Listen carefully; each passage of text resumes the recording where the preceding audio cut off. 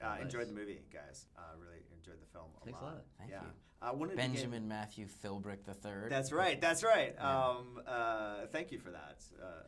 I want to begin by asking you a little bit about what was it about this story as a filmmaker that made you really want to tell it as your next movie? Well, the first thing that invited me into this story was actually the location. I walked around in the kind of remains of this state park in central Texas after a major wildfire had swept through the region, and it was something about the character and the kind of haunted quality. It's simultaneously devastated but also beautiful and strange, and I wanted to make a movie there, and so I just started to kind of churn on ideas that I could set there as a location, and then I happened upon this Icelandic film called Either Way that really inspired me to personalize that, relocate that, resituate that, and put my spin on it. Excellent. And what did you like about the character when you read the script? Well, I felt like it was a really great perspective on a guy's view of nature.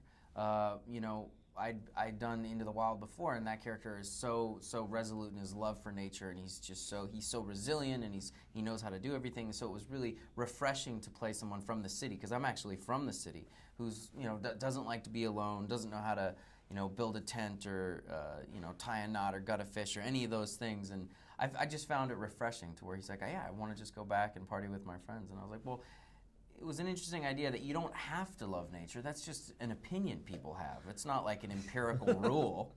Right. So it was fun to get to play that different side.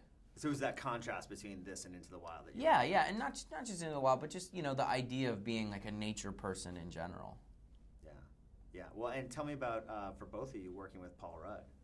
Well, for me, it was just a great opportunity to set up this relatively traditional odd couple dynamic, but then do something unexpected with it. Like Paul, who's more known certainly for the comedic work he's done, for us it was an opportunity to be able to bring some dramatic depth and gravity out of his performance. And for Emile, we were really trying to spotlight some of his comedic instincts and some of the wit that I knew I knew personally that he had, and so I wanted to kind of bring those two actors out in ways that were refreshing for the audience, something new and unique for the audience, and have them butt heads a little bit and have some fun with it.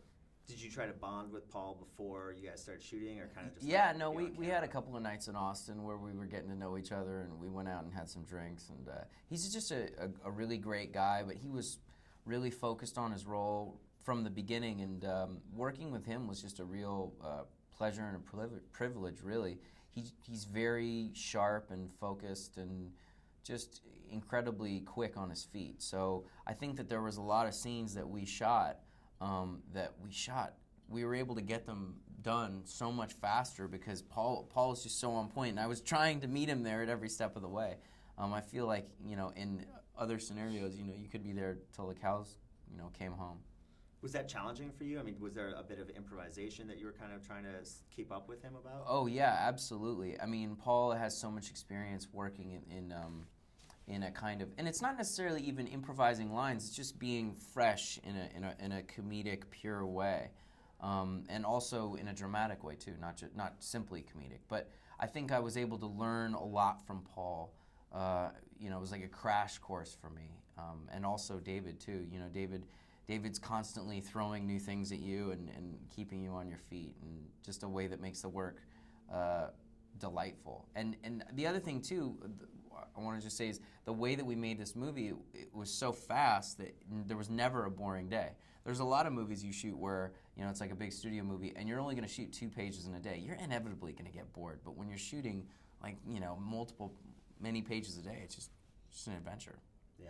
Well, David, last thing I wanted to ask you is, I don't know if you got a chance to see This Is the End. I did, absolutely. I was on the set of that movie. Oh, okay. Really fun. So what did you think about the sort of pseudo-sequel to Pineapple Express, and doing an actual sequel? Is that something you'd be interested in? I think we should do it. I think we should do it for like $10,000 and make it as raw and absurd as their interpretation was. But I remember being on set and watching the long version of that, and it was just hysterical watching those guys just let loose. And I think I find a strange honor in being satirized, or when my projects get a little poked at. It's just a kind of a fun way to recognize your strange contribution to culture. Yeah, well, certainly it was done with love, obviously. Maybe I could play Seth Rogen in the Pineapple Express 2 sequel.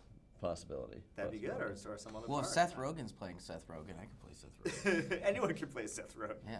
Benjamin Matthews Philbrick could play Seth Rogen. The third. The third, exactly. Yeah. Awesome. For the Thanks third. so much, guys. Good talking to you. Yeah, great talking to you.